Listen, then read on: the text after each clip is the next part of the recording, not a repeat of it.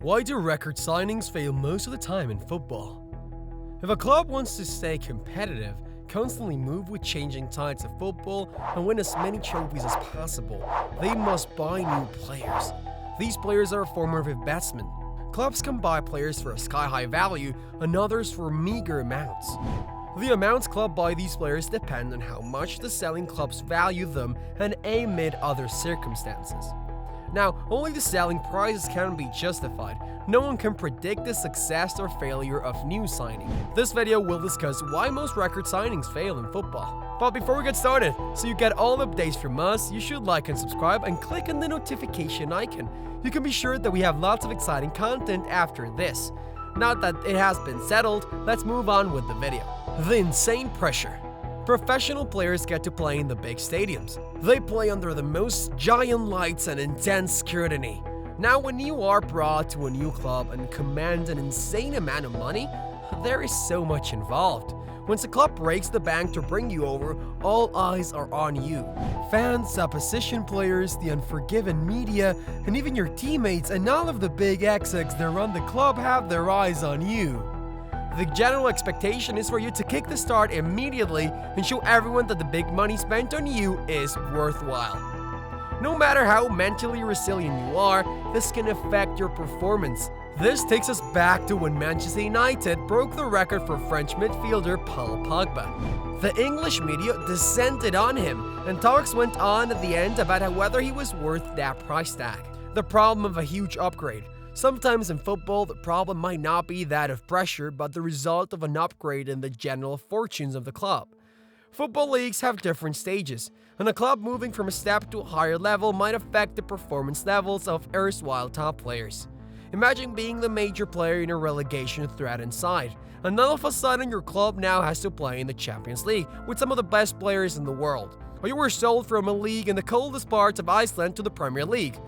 There is a need for time to adjust, prepare, and everything. But media and fans' expectations will not wait for so long.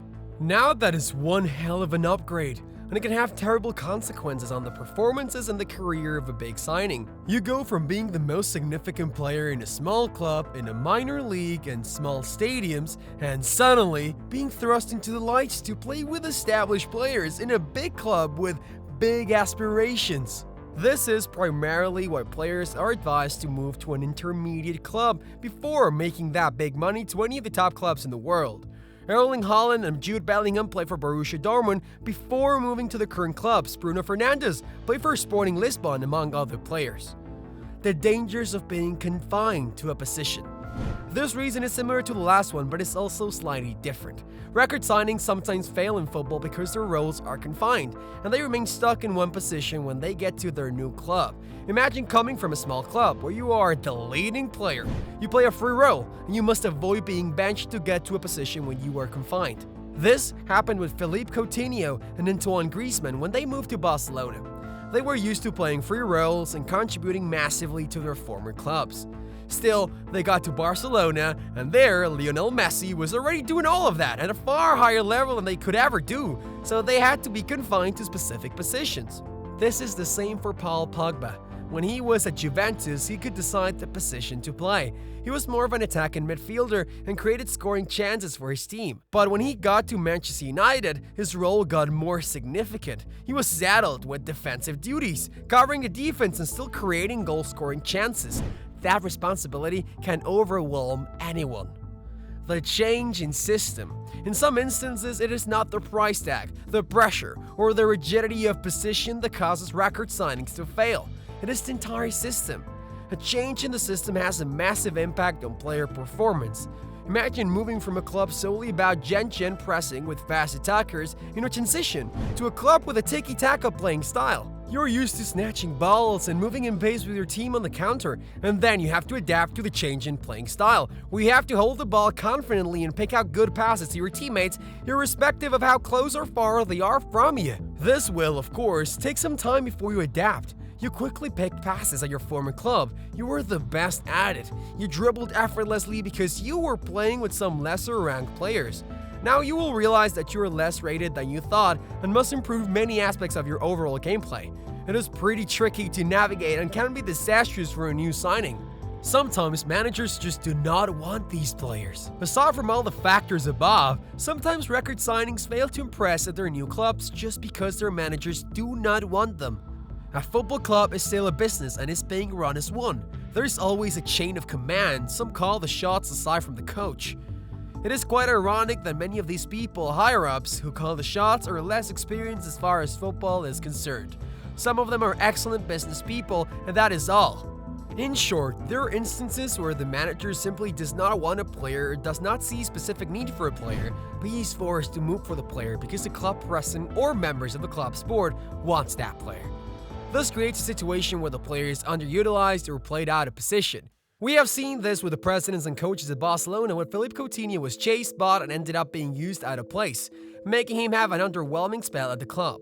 Personal attitude. Another reason for record signings flopping at their new club is their attitude. When clubs splurge so much on a new player, they pay for his gameplay and ego. As a professional football player, to make it a new club, you have to get your head right, train well, move with the right people, and make your plans. Being passionate about the game is fine, but as a new player you must show the determination, mental resilience, and grit needed to succeed in a new league and club. Buying a player for a significant amount and placing him on astronomical wages tends to divide the dressing room and cause problems for the manager.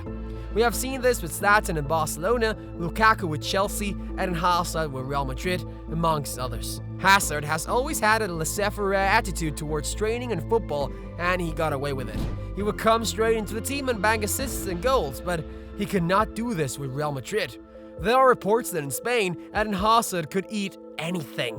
Let's face it, the player is just not good enough.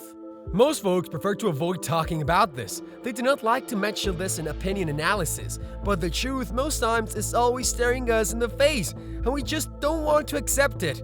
Sometimes one of the biggest reasons a record signing does not make it a new club is that they need to improve. It is easy to be the leading man in a small club. It is easy to impress at a small club with low expectation and objectives. But maybe it is high time we all accept that some players are just small club players. In a small club, the stakes are low, and players look much better than they are.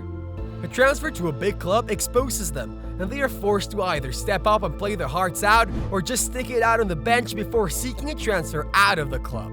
We have seen it with Adama Traoré when he got a loan move to Barcelona, and he failed to impress in those few months. The unpredictable nature of injuries. This reason is probably the most tragic of them all. A new player can be bought for a record fee to a new club. He could fit the profile of a team, have the right mental strength, can handle the pressures of playing in a big club, and be what the coach wants, but an injury could happen, which ruins everything. A solid example of this is Ousmane Dembele during his time in Barcelona. The man is a terrifying player whenever he is fit, but for all the money spent on him, he could not replicate so much of his dormant form in Barcelona. A testament to his talent is his being called to the French squad whenever he was fit. Eden Hazard was also a victim of this. The inconsistencies in his performances can best be attributed to his many injuries during his time in Real Madrid. Arthur with Juventus and Liverpool is another classic example.